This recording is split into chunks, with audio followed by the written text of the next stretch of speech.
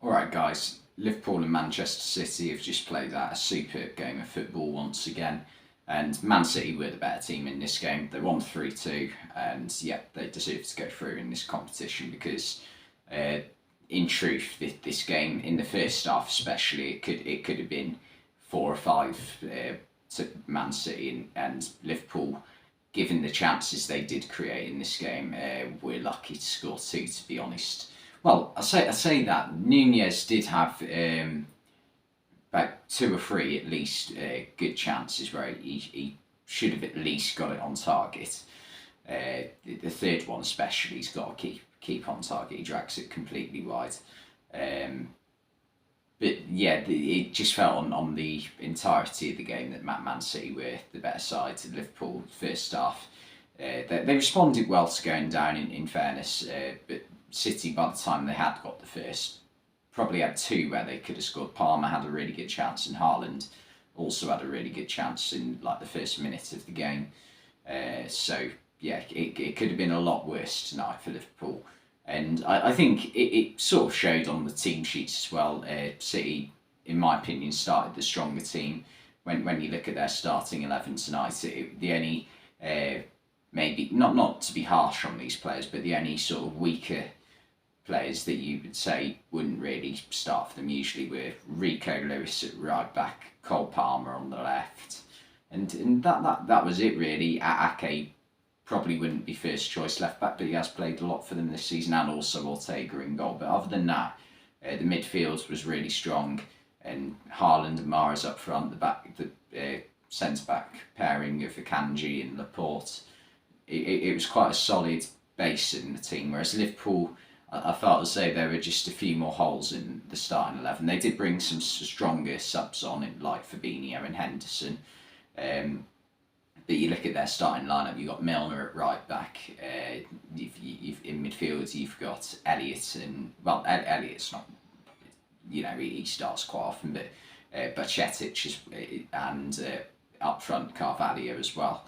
So it sort of felt that Liverpool maybe had the slightly weaker starting team, but that's just down to the fact that City are so strong with the depth of their squad, whereas Liverpool definitely aren't at this, especially compared to last year's team that were, fighting on all four fronts right up until May.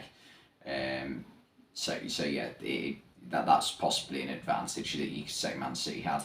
But yeah, Haaland got the opening goal. It was a good finish from him to use his studs like that. He does come up with these inventive ways, creative ways to score some of his goals.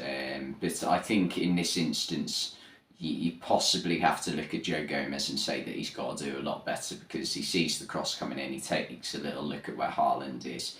You know what Haaland's like. He's so quick, so powerful, and explosive as well. So when he's only a yard behind you, you've got to attack that ball and make sure you win it, which Gomez, in my opinion, doesn't do. He waits for it to come towards him slightly, and Haaland does what Haaland does and scores.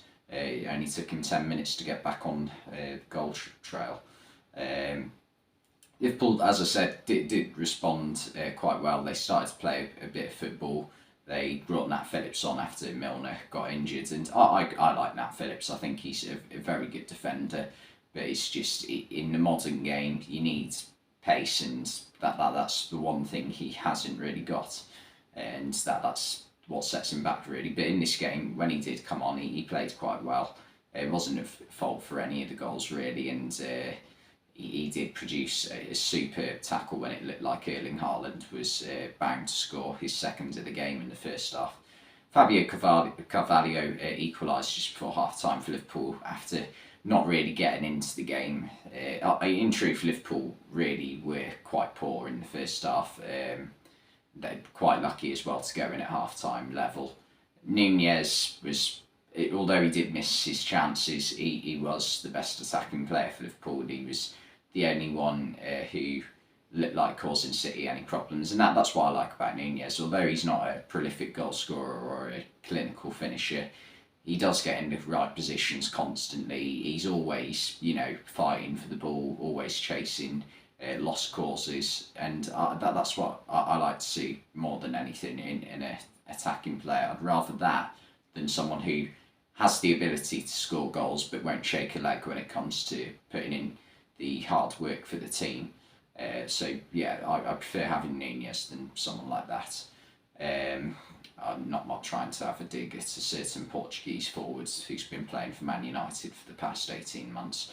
But yeah, second half though, City started pretty much the same way they started the first half, and this time they caught Liverpool out. Mahrez, it's a brilliant ball over the top. I think it was De Bruyne who played it into him, and it's a superb first touch from Mahrez. You couldn't have asked for him to do a better first. The only way he could have done a better first touch is if he'd have volleyed it into the top corner. The first touch is unreal, and that is one of the things. Mahrez is, in my opinion, is probably, if you're picking one player to control a football, he's right up there. Takes it inside Robertson, puts it exactly where he wants it, and curls it into the bottom corner. Superb goal. But Liverpool this time responded like with a lightning fast equaliser from Mo Salah. Brilliant goal. Really good setup. Oxlade-Chamberlain, who came on at half time. Brilliant ball outside the foot. Nunez, as I said, chases lost causes and managed to win the ball and put it on a plate for Salah to score and put it into an empty net and make it 2-2. And then you're thinking, okay, Liverpool, you just need to like go ahead and get a third, and then they can possibly sit back and try and hold on to the lead they've got, and also bring on, you know, Jordan Henderson and Fabinho. But that didn't happen.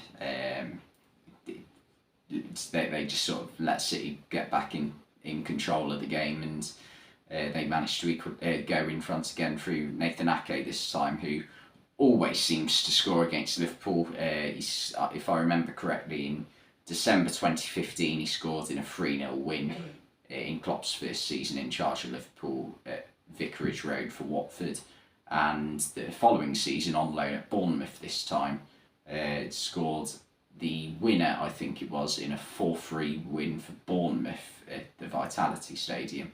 So he does have a history of scoring against Liverpool, the third different club he scored against Liverpool for. And it was a good header, in fairness, an even better cross from De Bruyne. However, you've got to look at Liverpool's marking for it and question who's picking him up at the back post, because it wasn't just him at the back post. There was another player, I think it might have been Akanji, as well as him. So it was a little bit, not poor, well, yeah, poor, but it gave off the impression that of a team who haven't, you know, been playing over the past month, which is the truth. Let's face it. And yeah, Liverpool, other than that one chance where Nunez managed to get through on goal, they didn't really create much towards the end of the game. And yeah, City, they're through to the quarterfinals, and fair enough to them, they were the better side in this game.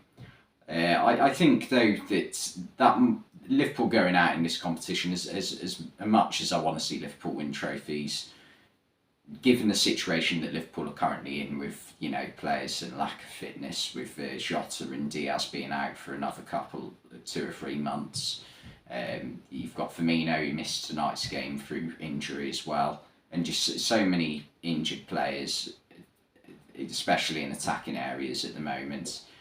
It could be a blessing in disguise, as I say. As Liverpool are in a battle now to try and get a place in the top 4 this season, and also there's obviously the Champions League tie against Real Madrid in February and March, so then they'll want to prioritise that anyway over the Carabao Cup, which Liverpool did win last season. So you know, it's not like it's been a while since Liverpool have had success in this competition. But yeah, City deserved it. Thanks for watching this video, and I'll see you next time.